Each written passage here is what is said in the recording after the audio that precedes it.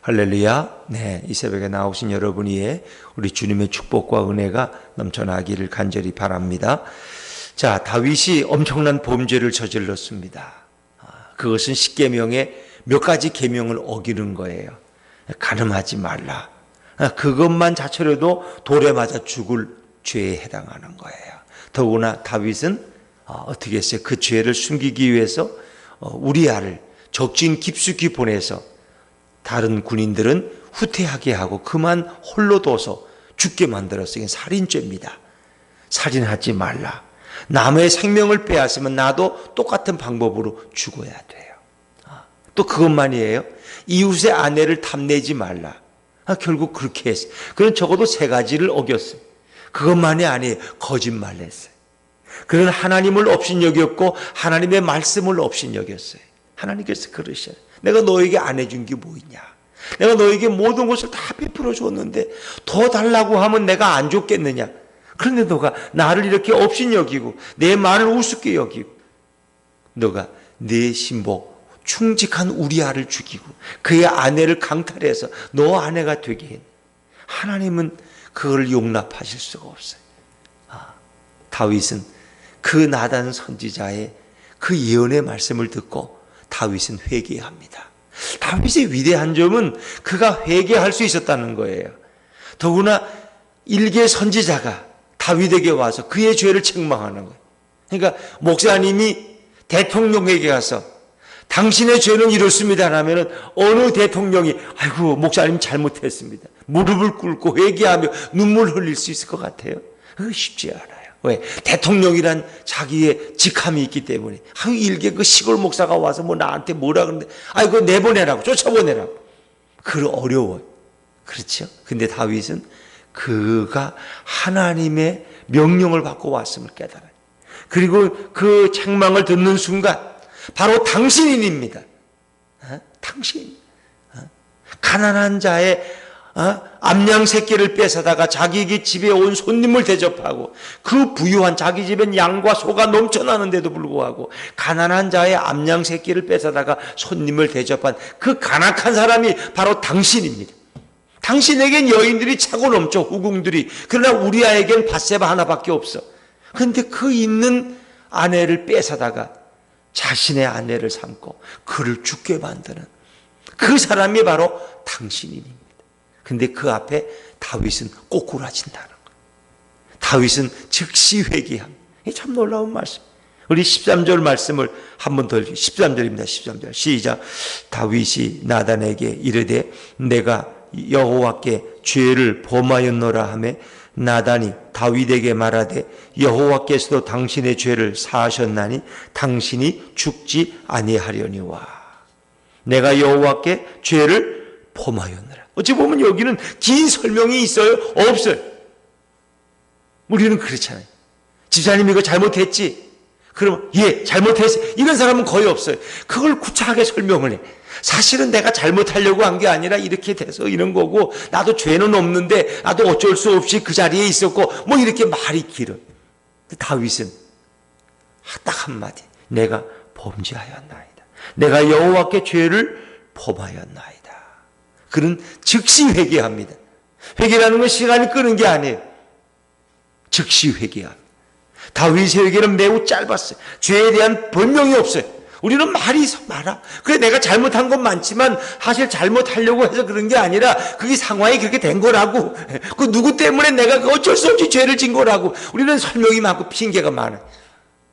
내가 선악과를 따먹었지. 왜 그만 걸 먹었느냐. 하나님 제가 잘못했습니다.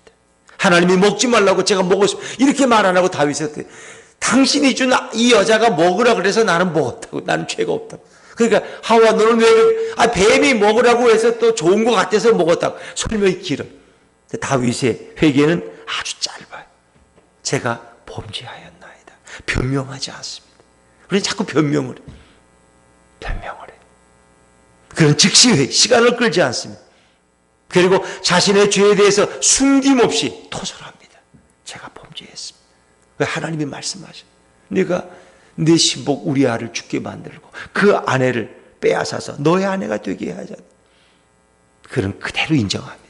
그리고 일개 선지자 앞에서 그런 무릎을 꿇은 어린아이처럼 겸손한 모습으로 회개합니다. 이게 가능한 거예요. 다윗의 위대한 점은 그가 회개할 수 있었다는 거예요. 어린아이처럼.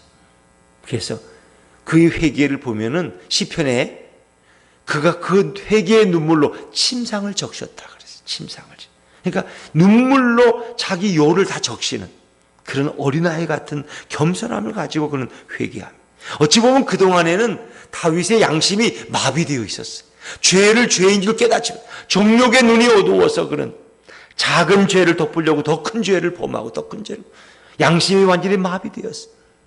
그러나 이제 그는 양심이 회복되고 회개함으로써 그의 인생이 회복됩니다. 물론 하나님은 그에게 명해 너의 가정에 칼이 떠나지 아니하고 재난이 임할 것이고 백제대넷에 너의 아내가 너의 자식들에게 부끄러움을 당한다는 거예요. 이제 이런 것을 예언하는데 그것은 다 그대로 이루어집니다. 형제 간에 동생이 형을 죽이는 자기 자식들 간에 이런 부끄러운 일들, 이복 여동생을 또 강간하는 이런 부끄러운 일들, 압살롬이 반역해서 아버지가 도망 다니는 그런 부끄러운 모습들, 참 이런 것들이 이제 이루어져요. 그건 뭐예요?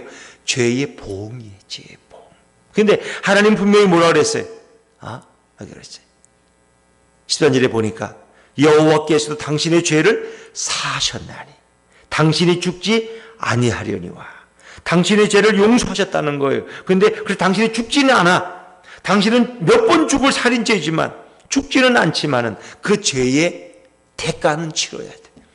하나님의 징계는 받아야 돼. 하나님은 그의 생명을 살려주시지만 그런 죄에 대해서 철저하게 그 죄의 고통을 느껴야 돼. 더구나 제일 첫 번째 경험하는 게 뭐예요? 아이의 죽음이에요. 아이의 죽음. 14절 말씀 다시 한번 14절입니다. 14절 시작.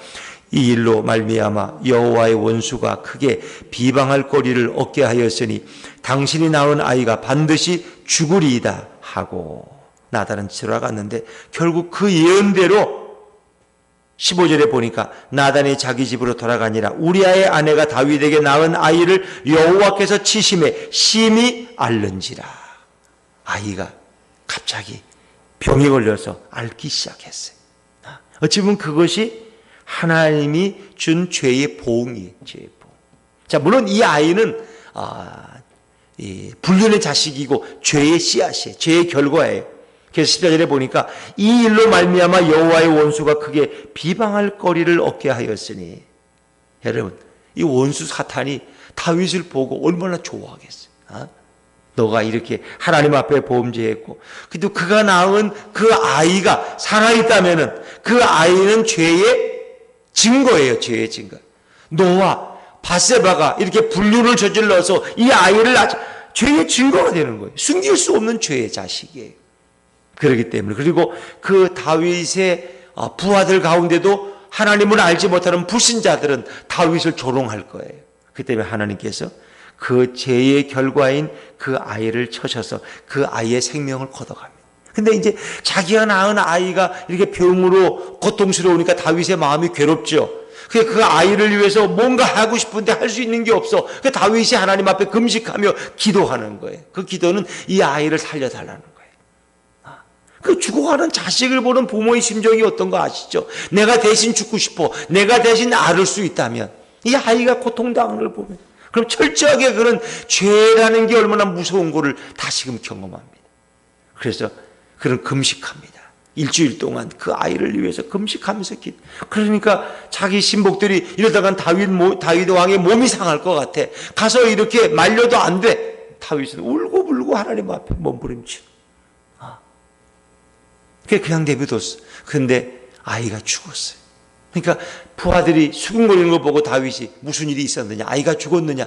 예, 아이가 죽었습니다. 그랬더니 다윗이 그때 일어나서 세수하고 그리고 다시 음식을 먹고 다시 정상적인 생활을. 그러니까 신하들이 이해를 안 하는 거예요. 아니 아이가 고통당할 때는 금식하면 아이가 죽었으면 더 슬퍼해야 되는데 이제는 오히려 말끔하게 목욕을 하고 머리를 단장하고 옷을 입고 정사를 보고 음식을 먹는 거야. 이해가 안 돼. 근데 다윗이 뭐라 그래? 혹시 하나님이 내 기도를 들으시고 아이를 살려줄까 해서 내가 기도했는데 이제 하나님이 그 아이의 생명을 걷어가시니까 내가 기도한들 금식한들 무슨 소용이 있느냐. 그러면서 다윗은 하나님의 뜻을 그대로 받아들이는 거예요. 하나님의 뜻을. 하나님의 뜻. 그러면서 그 아이가 죽어가는 과정을 통해서 뭐예요? 죄라는 것이 얼마나 무서운 것인가. 그걸 처절하게 경험하는 것입니다. 다윗은 그 이후에도 그 죄의 결과를 그가 몸소 체험하는, 자식들 간에 서로 죽이는 일들, 그리고 이복 여동생을 또 추하게 강간해서 또 강간하고는 또 자기 아내를 삼자고 내어버려서 그가 고통스럽게 살아가는 모습들, 형제간에 미워하는 모습들, 가정에 환란이 일어나고 나라가 흔들리는 이런 모습들을 보면서 내가 저지른 죄의 결과가 이렇게 무섭구나. 그래, 여러분이 생각할 수 있어요. 아니, 하나님이 용서했으면 깨끗하게 용서해야지 생명은 살려줘 놓고 왜 죄의 보응을 받게 하느냐고 여러분 생각할 수 있어요. 하나님은 거룩하시고 하나님은 공의로우십니다. 인간이 죄를 지면 그 죄의 대가는 누군가 치러야 돼. 그 죄의 결과는 반드시 그들이 경험해야 돼.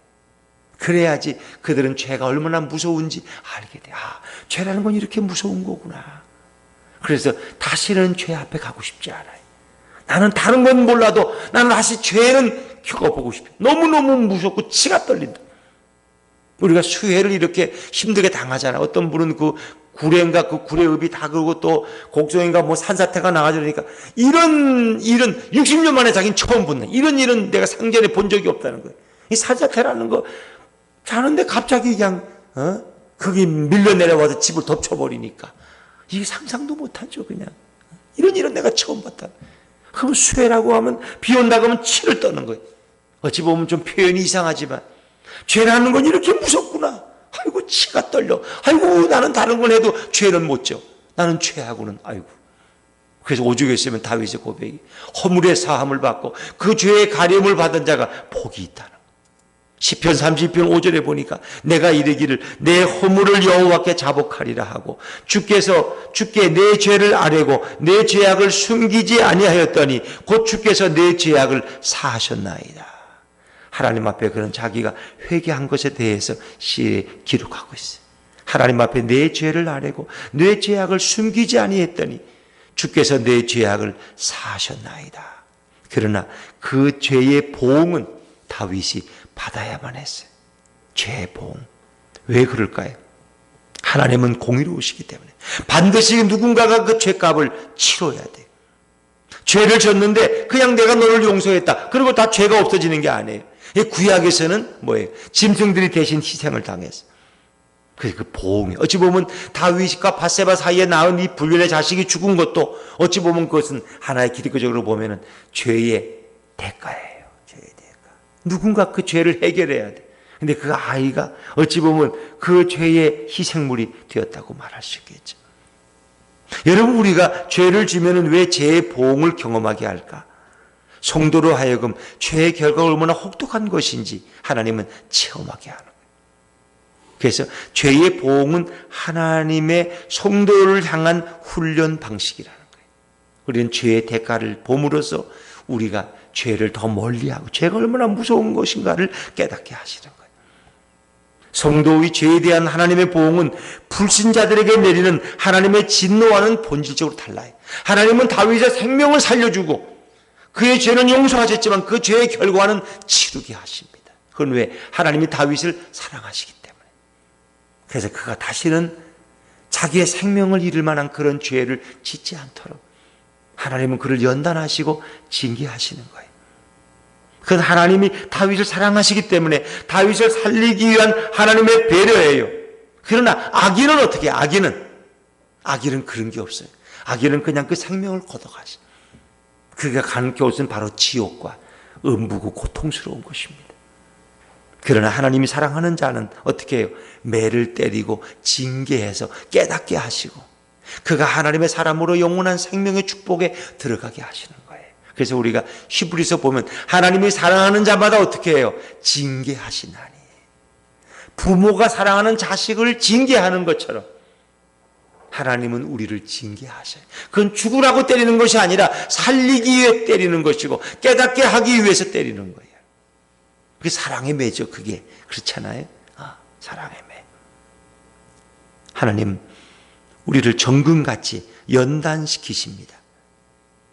그러나 불신자들은 그것은 완전한 멸망을 의미하는 거예요. 그래서 우리가 만약 내가 하나님 앞에 회개만 하면 다 용서하셨다, 그럼 우리는 죄를 무서워하지 않아요. 죄는 용서하시되 그 죄의 대가는 치르게 하셨다, 다윗에 대해서는. 그러나 이제 신약적인 의미에서는 달라요. 예수님이 우리의 모든 죄의 대가까지 다 감당하셨어요. 우리가 겪어야 될 죄의 고통까지 예수님은 다 몸소 십자가에서 치르셨어요. 그래서 그분이 우리의 모든 죄의 고통을 다 감당하심으로 하나님은 우리가 회개할 때 우리의 죄를 정말 기억지 아니하시고 깨끗하게 용서하시고, 그러나 그것은 진정한 회개가 선행되는 거예요. 그래서 어찌 보면 기독교인들의 회개는 저 사람들이 보기에는, 옛날에 중세의 수도사들이 보기에는 너무나 가볍게 생각할 수도 있어요. 왜? 자기들은 죄를 지면 그것을 참회하는 과정이 금식하고 수행하고 일생을 결혼도 하지 않고 수도원에 살면서 일생을 회개해야 되고, 그리고 그 베드로의 대성당을 무릎으로 올라가서 무릎에서 피가 철철 흘려야 되고, 자신을 자학하고 괴롭히고 이렇게 하면서 죄가 용서받는다고 생각했어요. 그런데 우리는 하나님 앞에 나가면 예수님의 그 은혜로 우리는 그저 하나님의 아무런 대가 없이 예수님의 그 피 흘리심을 통해서 우리 죄가 용서받는 거예요. 이 얼마나 놀라운 은혜인가, 얼마나 놀라운 은총인가 말이에요. 그러나 우리는 그걸 역이용하면 안 돼. 그건 진실한 회개가 아니에요. 우리는 나의 죄로 인해서 예수님이 십자가에 달리시기 위해서 그 모진 고난을 당하시고 조롱을 당하시고 침뱉음을 당하시고 채찍질을 당하시고 그의 몸이 피를 흘려서 결국 그 참혹하게 죽어가는 이런 과정들을 생각해야 돼. 내가 치러야 될 죄의 대가를 예수님이 대신 치렀기 때문에 내가 범죄하는 것은 예수님을 또 한 번 십자가에 못 박는 거라는 걸 생각해야 돼요. 그렇죠. 그 때문에 우리 기독교인들은 죄가 얼마나 무서운지 아나? 죄가 얼마나 무서운지. 죄는 멀리 할수록 좋은 거야. 죄는 멀리 할수록. 왜? 그 죄의 결과가 너무 참혹하기 때문에. 그러나 구약시대이기 때문에 다윗은 몸소 그 모든 죄의 대가를 다 몸소 경험하는 거예요. 그러나 죄는 용서하셨지만, 생명은 살리셨지만 그의 죄의 대가를 다 치르게 하셨어요. 그러나 신약시대는 그렇지 않습니다. 그 죄의 대가를 예수님이 다 감당하셨기 때문에 우리는 그냥 회개하면은 주님이 다 그 죄를 떠안으시는 거예요. 그러나 주님을 십자가에 또 못 박고 있음을 우리는 생각해야 돼. 그래서 예수님의 은혜가 얼마나 큰 것인가를. 구약의 사람들은 이런 사유하심을 도저히 경험하지를 못했어요. 다윗마저도. 그러나 오늘 우리는 이 축복 가운데 살아가는 거예요. 그래서 세상 사람들이 볼 때는 기독교인들의 회개는 너무 가벼워. 적어도 중세의 기독교인들, 천주교인들은 그거 가지고 40일 금식도 하고 자기를 고행을 하고 저 피정을 가서 먹지도 않고 이렇게 그냥 고기도 멀리 하면서 자기를 이렇게 고통스럽게 만들면서 회개하는데, 기독교인들은 어제 죄 짓고 오늘 또 용서받았다고 그냥 할렐루야 하고 살아다녀. 그래서 죄를 또 져. 그것은 예수님을 잘 모르기 때문에. 죄가 얼마나 무서워. 내가 그 죄의 대가 때문에 고통스러워갖고 몇 날 며칠 잠을 못 자고 막 그냥 밥을 못 먹고 금식하고 이렇게 하는 걸 무거운 짐을 지키지는 않으시지만 그 모든 죄를 예수님이 다 떠안으셨기 때문에. 그러나 우리는 그 예수님이 나를 위해서 어떤 고난을 당하셨는가, 내 죄로 인해서 예수님이 어떤 십자가의 아픔을 당하셨는가를 생각하면서 그 주님 앞에 감사하고 그 주님께 영광을 올려드리고 그 주님을 찬양하고, 그리고 예수님을 내 인생의 왕으로 모시고 그분과 동행하는 삶이 우리 이 시대의 기독교인의 삶이고 크리스찬의 삶입니다. 그래서 우리는 울어도 그 감사를 다 표현할 수가 없는 거예요. 그렇죠? 그 예수님에 대한 그 사랑과 은총과 그 감사는 우리가 이 땅을 살아가면서 계속 이어져야 되는 거예요. 오늘도 나 같은 죄인을 살리신 그 주님의 은혜를 생각하면서 오늘로 예수님을 내 인생의 주인으로 모시고 그분의 말씀에 순종하며 살아가는, 그리고 주님이 결국 우리를 영원히 인도하실 그 천국의 아름다운 모습을 생각하면서 오늘도 감사하며 살아가는 자가 기독교인입니다. 오늘도 저와 여러분이 그런 축복 가운데 이 하루를 살아갈 수 있기를 주의 이름으로 축원합니다. 기도하겠습니다.